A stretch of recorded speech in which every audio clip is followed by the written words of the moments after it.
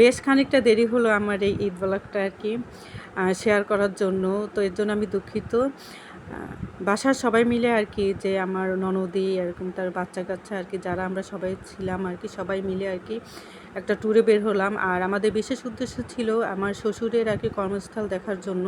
এটা হচ্ছে খুলনার আর কি, সে আর কি খুলনায় আর কি চাকরি করত। তো সেইখানে যাওয়ার জন্যই আর কি আমরা সবাই রওনা হলাম আর কি। এবং আপনাদের ভাইয়ের এখানের শৈশব কৈশোর কেটেছে, সেখানে তার লেখাপড়া আর কি শেষ করেছে। এর জন্য আর কি তার দেখার খুবই ইচ্ছে ছিল, এবং সবসময় তার ইচ্ছে ছিল যে আমাদের ফ্যামিলির সবাইকে নিয়ে আর কি সে একটু দেখাবে যে সে কোথায় পড়াশোনা করেছে, কোথায় তার ছেলেবেলা কেটেছে। তো যাই হোক, সবাই ভালো থাকবেন। আসসালামু আলাইকুম। তো যেতে যেতে আর কি যাওয়ার পথে একটি মাজার আর কি দেখলাম। এটা হচ্ছে যে খানজাহান আলীর মাজার, এবং তার এখানে আর কি কবর আছে। এখানে বিভিন্ন ধরনের লোক কিন্তু এসেছে। তো দিনটি ছিল শুক্রবার, আর এটা হচ্ছে দিঘি। ছোটোবেলায় শুনেছি এখানে নাকি কুমির আর কি আছে আর কি, এখনও আছে, কিন্তু যেহেতু আমরা দেখতে পাইনি, কিন্তু প্রচুর পরিমাণে মাছ আছে, কিন্তু অসংখ্য মাছ আছে।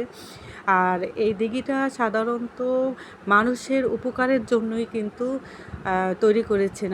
তার অবদান বলার মতো নয়। সে আর কি সব সময় মানুষের উপকারের জন্য এই কাজগুলো করে গেছে। তো যেতে যেতে আর কি যাওয়ার পথে দোকান থেকে আমরা কিছু কেনাকাটা করলাম। তো এই হচ্ছে যে আর কি মাজারের একটু খানিকটা সামনেই হচ্ছে ৭ গম্বুজ মসজিদ। আর আমার দেখা সবচেয়ে আর কি শ্রেষ্ঠ মসজিদ বলতে গেলে এটাই। এখানে আমার প্রথম দেখলাম, খুবই ভালো লেগেছে আমার দেখে। এটা আর কি এতটাই সুন্দর যে মনে হচ্ছে যেন নতুন আর কি, এখন এইমাত্র আর কি তৈরি করা হয়েছে, যে মনে হচ্ছে যেন একটা রাজপ্রাসাদে গেলাম। আর দেয়ালগুলো কি পুরো, আর মসজিদের ভিতরটা বাহিরটা না দেখলে বোঝা যায় না। তো আপনারা যারা দেখেননি অবশ্যই এখানে এসে কিন্তু একবার হলেও দেখবেন। আর এটা আমার যেহেতু প্রথম, ইনশাল্লাহ এরপর যখন আবার সুযোগ পাবো এখানে আসবো। যেহেতু জুম্মার দিন ছিল, এর জন্য নামাজ একটু পরে শুরু হয়ে যাবে, এর জন্য আমরা একটু আগেভাগে একটু মসজিদের ভিতরটা আর কি দেখলাম আর কি ঘুরে।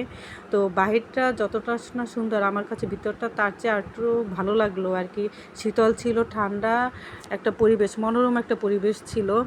আর এখানে কিন্তু 7টা খাম্বা আর 81টা আর কি গম্বুজ আছে। আর ভিতরে বাহিরে আর কি এখানে মহিলাদের জন্য নামাজের ব্যবস্থা আছে আলাদা, আর পুরুষরা তো আছে বটেই।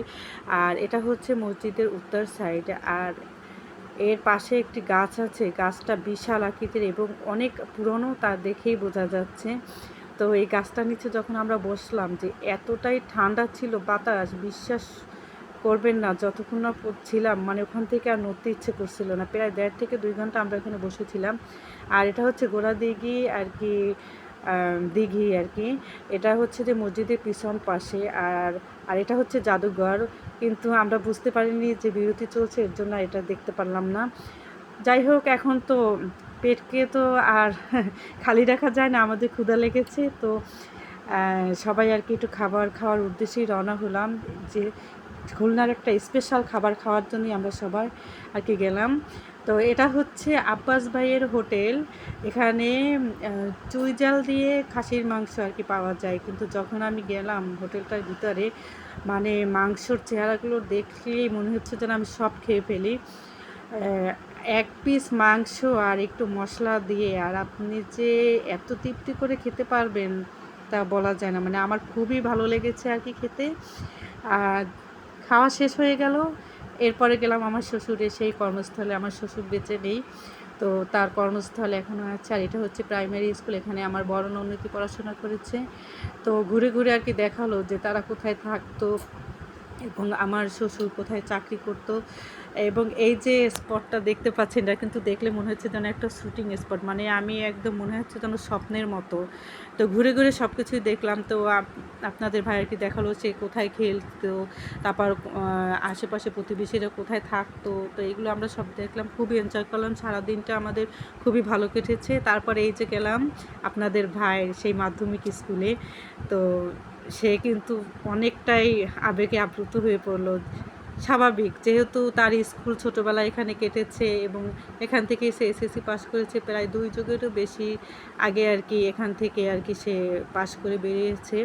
তো তার একটু দেখতে ইচ্ছে করছিল আমাদের সবাইকে নিয়ে। তো তার এই আশা আল্লাহ পূরণ করেছে, তাই আমরা সবাই মিলেই আর কি সেখানে গেলাম। তো সেখানে কিন্তু শুধু তার সেই পুরনো ইউনুস কাকার সাথে দেখা হলো, তো সেখান থেকে দেখা করলাম। তারপর এটা হচ্ছে খুলনা মানিকতলা আর কি গোডাউন, এটা হচ্ছে আমার শ্বশুর এখানেও চাকরি করেছে, তো এটা আমরা দেখলাম।